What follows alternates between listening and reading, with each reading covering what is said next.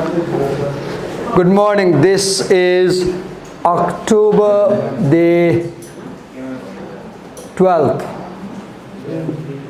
Thursday, 2023, and we are in BBIS first semester class. Let me open the text.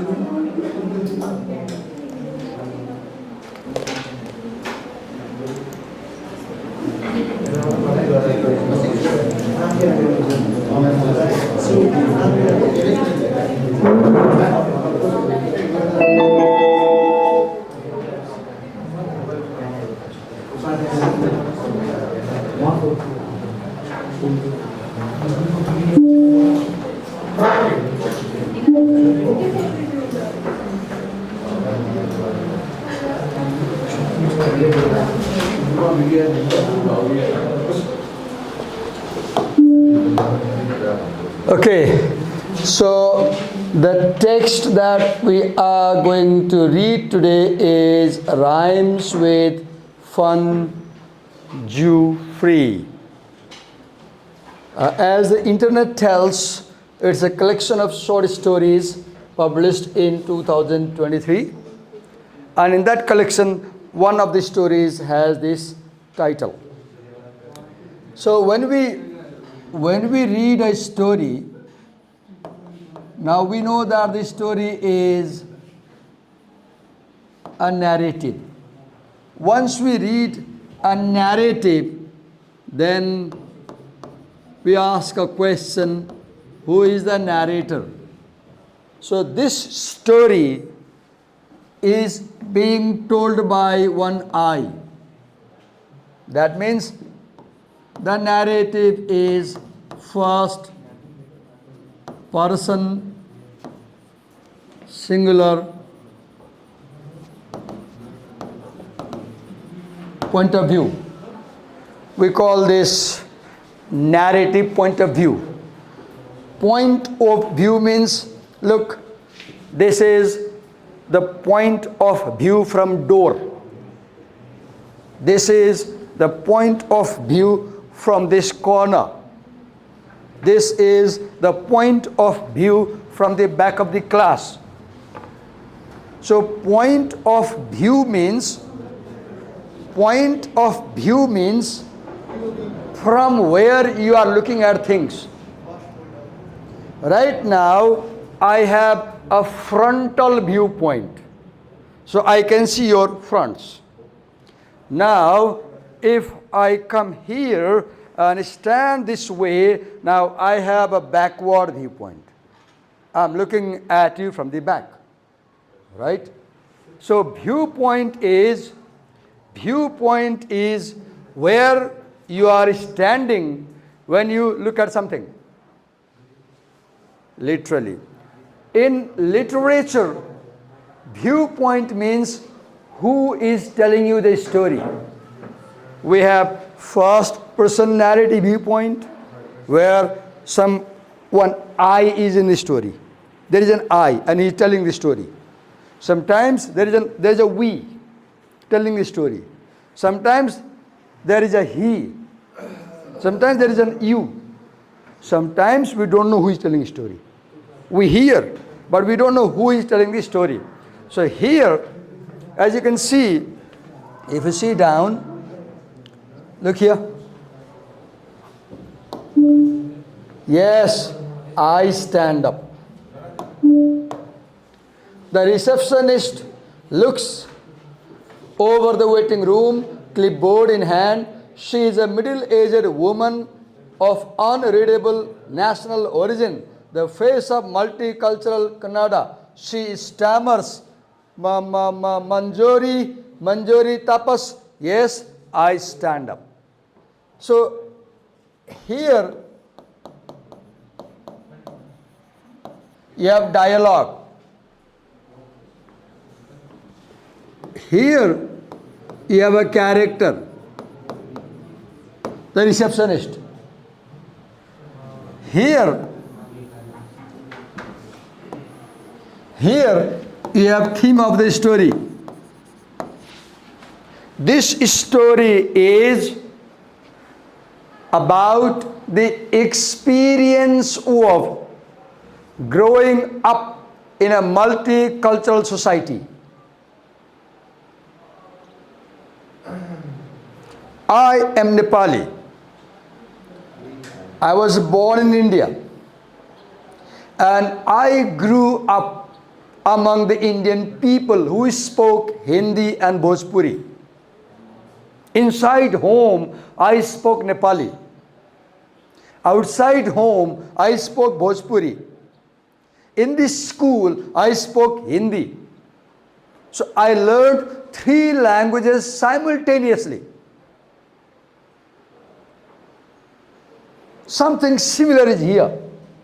The narrator is Nepali. She was born in Nepal. Her parents were employees in Nepalese government then. Her parents had a job in Canada. So she went to Canada with her parents when she was just 3 years old. And she grew up in Canada. As a 3-year-old child, she grew up in Canada. So I said, this is theme, multicultural. Growing up, this story is about the experience of growing up in a multicultural society. And what do you see here? The writer's, or let's say, the narrator's name is Manjushree, and the receptionist pronounced it as Manjori. Rhetor's surname was Thapa. Many foreign people cannot pronounce Tha,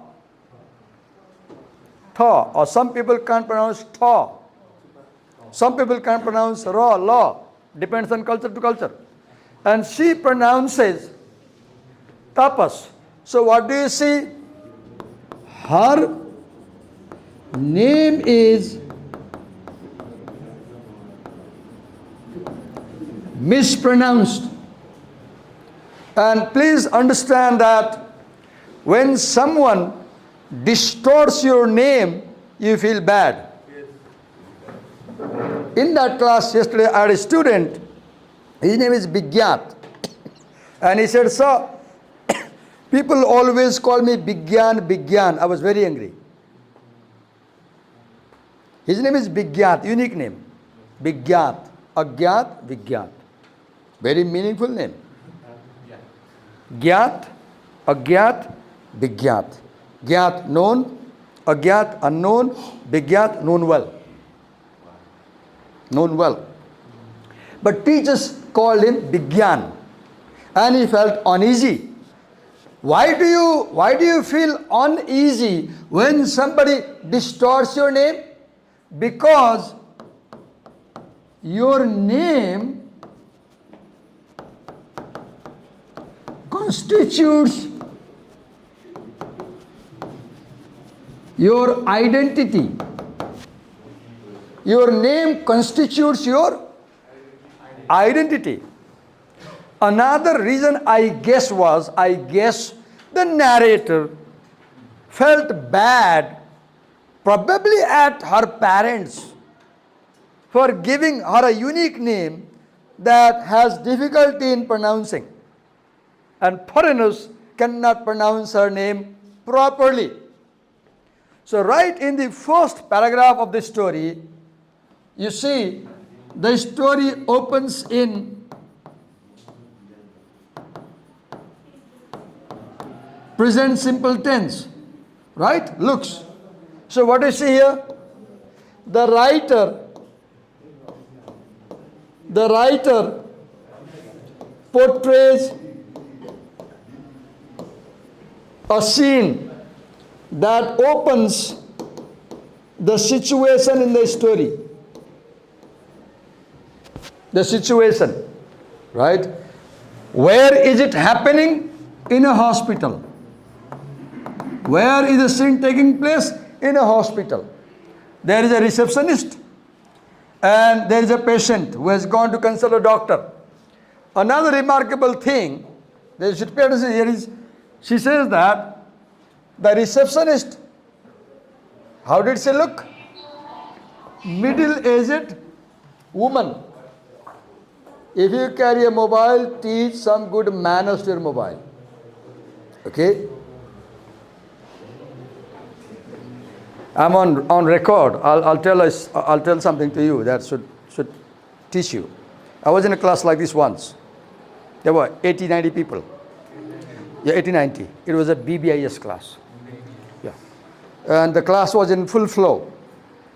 All of a sudden, in the middle of my teaching, a very awkward sound appeared from somewhere. And I found that a bunch of boys had opened an illicit content on mobile phone. And they were watching with headphone sharing. Some technical problem came, the headphone got unplugged. and the sound was across the classroom. I'm on record. I don't hesitate to record this thing. I'm teaching you.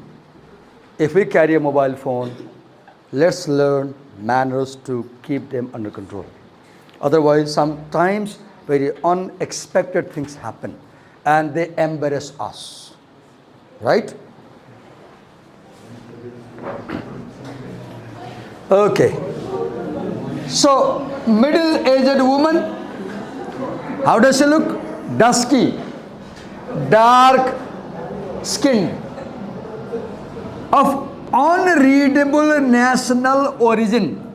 Now, this is a very key thing because this story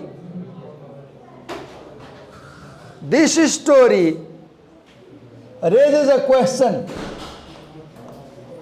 What constructs your identity? What makes your identity? When she writes unreadable national origin, sometimes you look at people and you decide what country they belong to. I was in India as a student, and sometimes my friends will ask me, Diwakar, हाँ जी, तुम कहाँ से हो? क्यों? नहीं, वैसे बताओ ना. मैं नेपाल से हूँ. नेपाल से हो? हाँ तो क्या हुआ? तुम लगते नहीं हो. I said, क्यों नहीं लगता हूँ? तो तुम्हारी आंखें जो बड़ी बड़ी हैं, तो उसमें क्या खराबी हुई? तो पहाड़ियों की आंखें छोटी छोटी होती हैं. तुम्हारी नाक जो है बड़ी चौड़ी है. क्यों? तो पहाड़ियों की नाक जो है, पहाड़ियों की नाक, you made a racist remark I guess. पहाड़ियों की नाक जो है बड़ी छोटी होती है, उसकी उनकी डंडी नहीं होती है. What were they doing? They were trying to determine national identity on the basis of biology. That is, we call essentialist identity. Identity by birth. Identity by birth. But here she says that we could not tell looking at her face. Right? And here's, look, two things. You determine identity biologically, one. Another, you determine identity by language, your name. Your name also tells your identity. Today, if you go to Israel on this date, today, and you say, what's your name? Muhammad Salalullah Alaluddin. They will shoot you.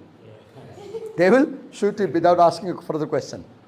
Because they will think you are Hamas. Right? See, names are very serious thing, right? Sometimes we have to hide them. We don't know what may happen if we tell our name. Right? Huh? Hamas, as America says, Hamas is categorized as a notorious terrorist organization, but Hamas is a group of Palestinians who say they are fighting for the homeland. Because the land where today you have Israel, that was originally the land of the Palestinian people. In 1948, Yehudis, Jewish people came there and they fought and they defeated Palestinians and they took their land and they established Israel today. So it's a long history, right? So I was telling you, identity is formed biologically as well as with your name.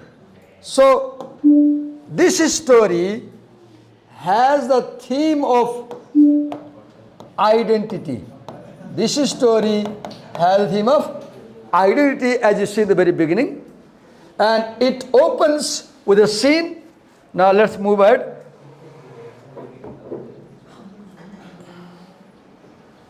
Okay. She flashes me an anxious smile. See the paradox. The receptionist looks at her, the patient, and he smiles.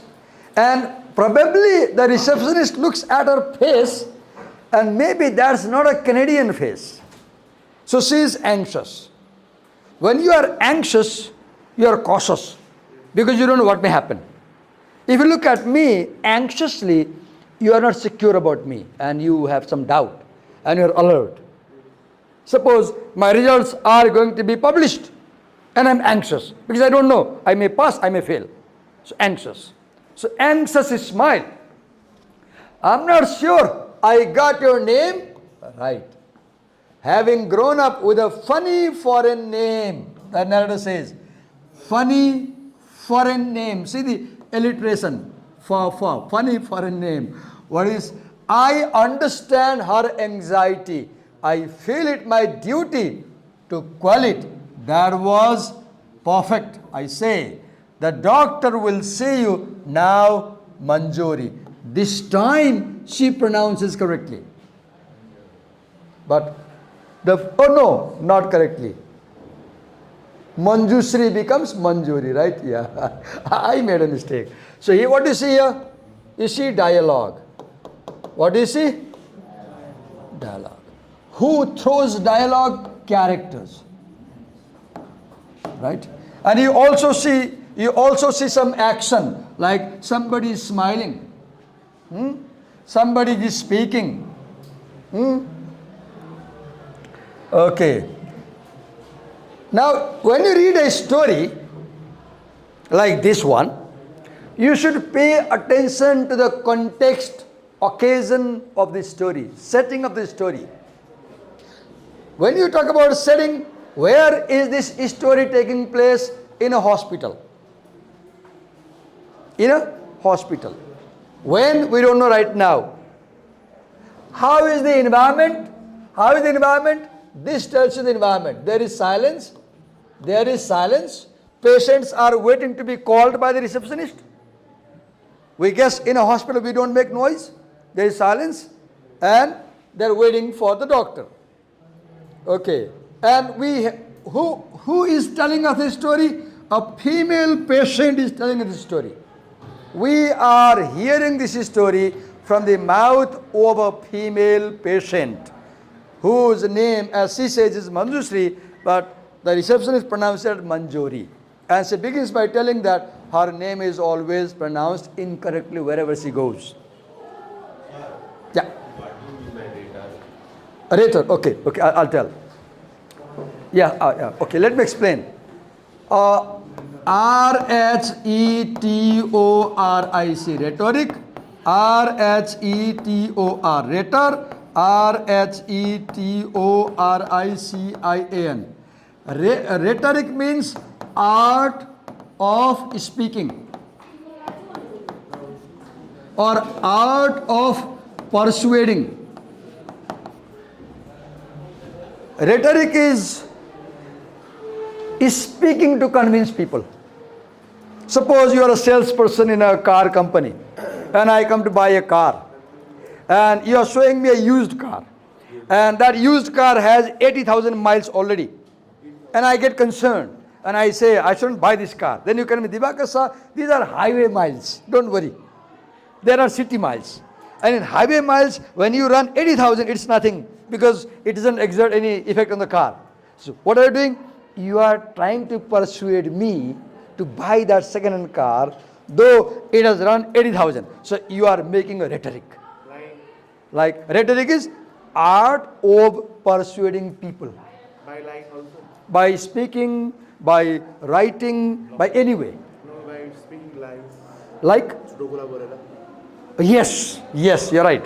So rhetoric has two meanings, negative meaning, positive meaning. As he said, one meaning of rhetoric is jhutokura. For example, when politicians say, आदरणीय जन समुदाय हामीलाई vote हाल्नुस् हामी एक वर्षमा 5 लाख जागिर घोषणा गर्छौं. That's a rhetoric. That's a rhetoric. And we know and we don't vote them. So politicians make a lot of rhetoric, right? But rhetoric has a positive meaning. In positive meaning, rhetoric is honest, artful ways to convince people. So rhetoric is art of speaking. And a rhetor is a speaker. So what does rhetor mean? Somebody who is saying something to us. In this class, Divakar sir today is a rhetor. In this English class today, who is the rhetor? Divakar sir. And you are the audience. Because I am speaking and convincing you about what I am telling in the story. Okay. So context, occasion, rhetor, speaker. Let's move ahead. Now we have a second section. As you can see, the story has sections. Whenever you see 3 asterisks, a scene ends, another scene starts. Stories have scenes and sections. Now, remarkable thing that I should tell you, from section 2, the story moves to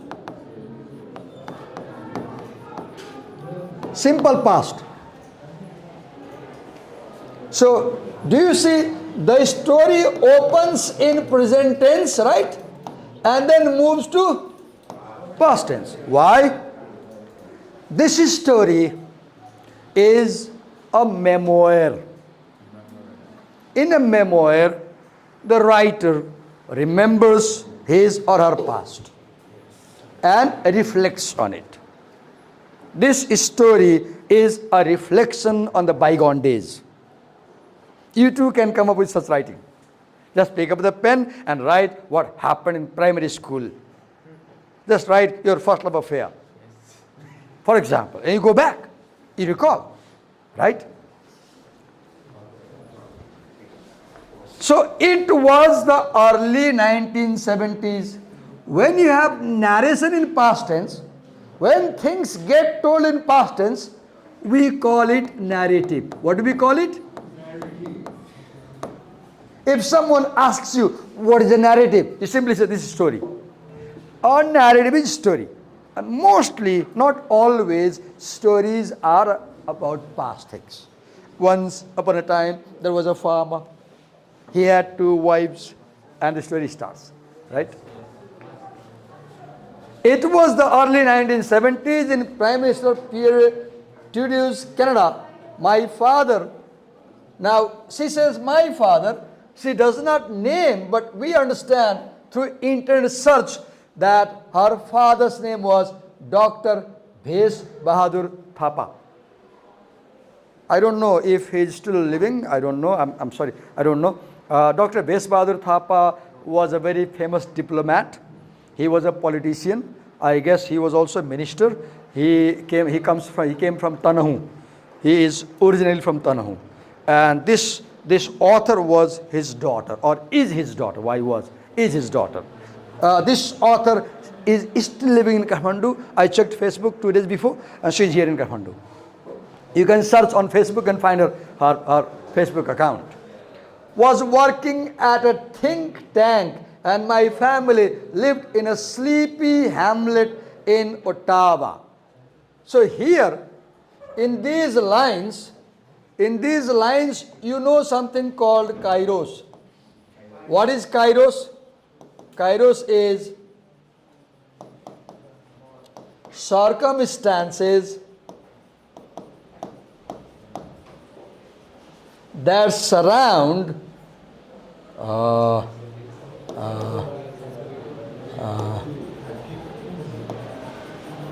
the moment. So, Kairos is what was happening when somebody was writing this story. Kairos is political situation, economic situation, cultural situation, etc. For example, look, here she says that the moment, she says 1970s, this story was published in Himal magazine in 2010, and as the internet says, it was published in a book in 2013 in a collection of stories. It was published in 2010, but it talks about 1970s. So it talks about 1970s, that decade. Now I remember, as I read the story, I go back to my time. Because I clearly remember 1970s, what happened. 1972, Skylab had fallen from the sky. Skylab was a space shuttle sent by America, and many scientists were killed in this incident. I still remember. I was barely 4 years old. Yeah, I was 4. And I remember people talking. गिर गया, they said. क्या गिर गया? Skylab गिर गया. तो क्या हुआ? उसमें 7 बड़े-बड़े वैज्ञानिक मारे गए, they said. I still remember. 1970s. Right? The big news was Skylab fell. Right? So it was the early 1970s. Now look, I said Kairos is time. Right? Kairos is also about people who were in power then. Prime Minister Pierre Elliott reduced Canada. My father was working at a think tank. See the circumstance. Kairos is circumstances that surround an event. My family lived in a sleepy hamlet in Ottawa where everyone was friends, or so it seemed. I was 3 years old. Look, when the story opens, I guess she must be 30, 40, 50 years old. I don't know exactly. But story opens when she is adult. And right in the second section, she goes back when she was how old? 3. This is called flashback. What do we call? Flashback. And all this flashback is triggered by the event that the lady at the counter fails to pronounce her name correctly.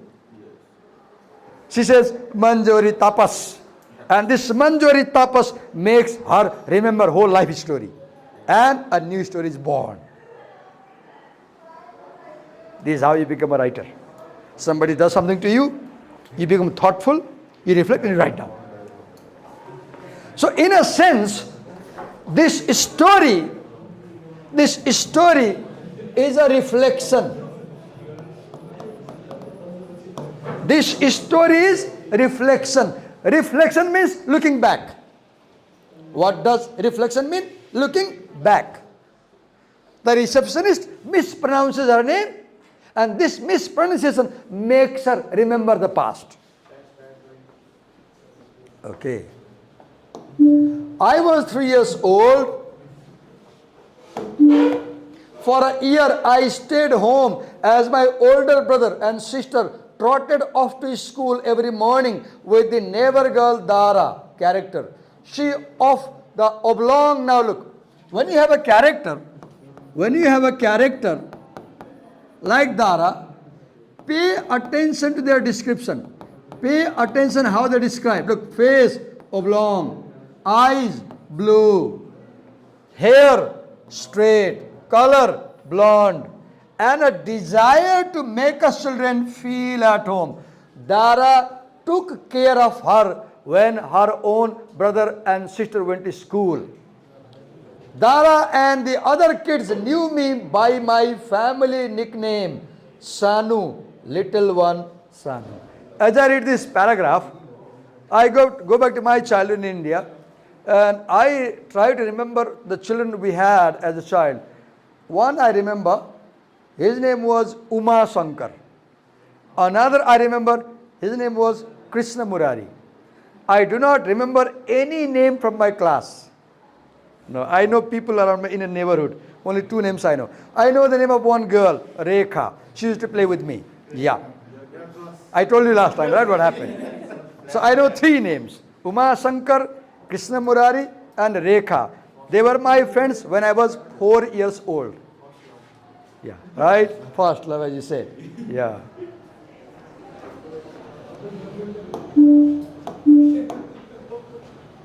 And street, okay. Dara and the, yes. Oh, yes, I told you about Kairos, right? So this story has political background because her father was a foreign service employee. This story has cultural background because she talks about Canadian culture, American culture, Nepali culture. This story has historical background because she goes to 1970s, then she goes to 1980s, then she goes to 1990s. She recounts 30 years history in this narrative. Okay. Oh God, how much noise they make. So rhetor is a daughter, right? Because she talks about father. We are getting this story from a daughter or a patient, right? A real rhetor is Manjushree Thapa. Implied rhetor are the same. It is Manjushree who says I. So this patient is Manjushree, this daughter is Manjushree. Real rhetor means flesh and bone. In this class, real rhetor is Divakar Upadhyay Aryal. Implied rhetor is English teacher. Implied rhetor is English teacher. Real is, this place is known as Divakar Upadhyay Aryal in my ID card.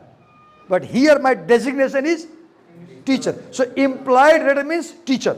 Real rhetor means Divakar Upadhyay Aryal. Her real name is actual rhetor and her designation as a student is implied rhetor. Okay.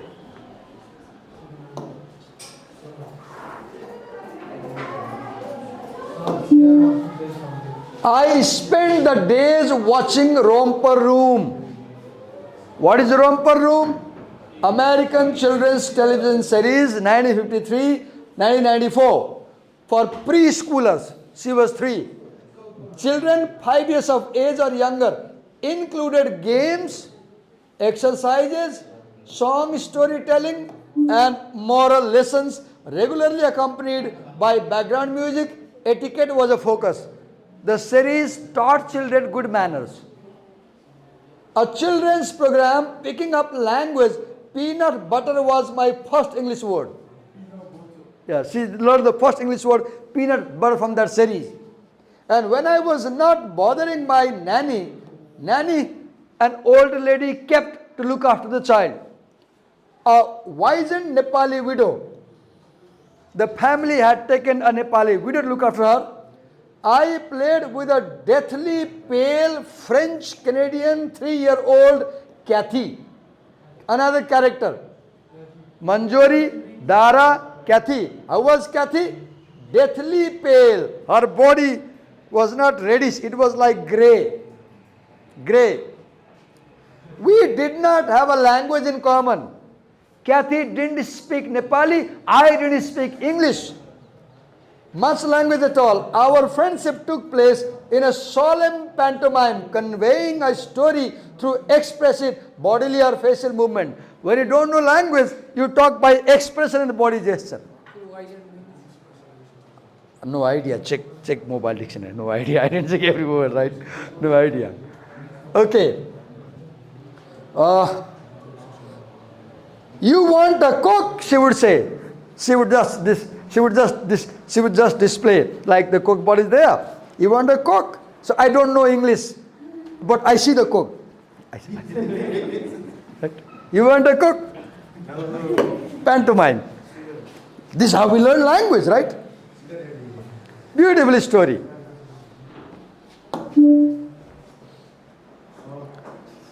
So, in this paragraph,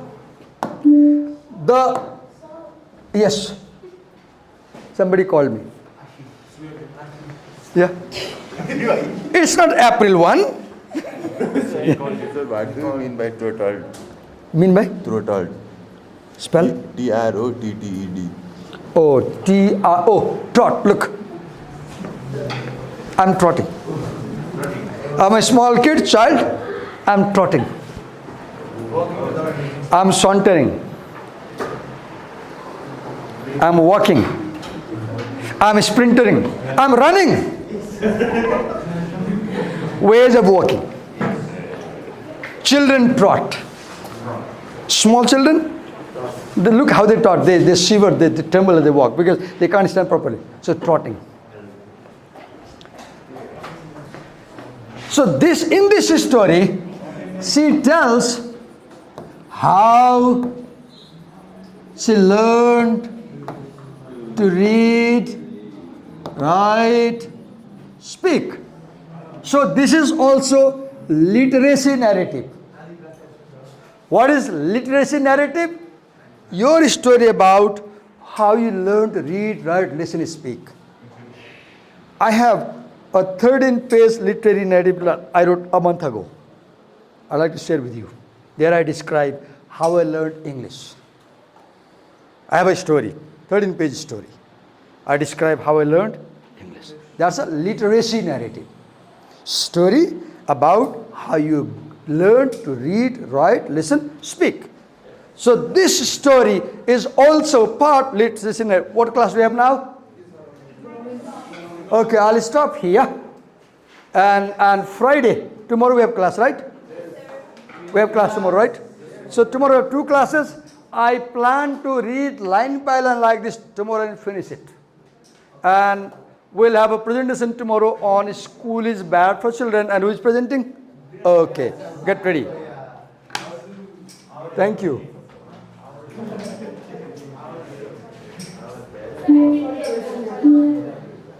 How do you close it? Huh? Attendance. Okay.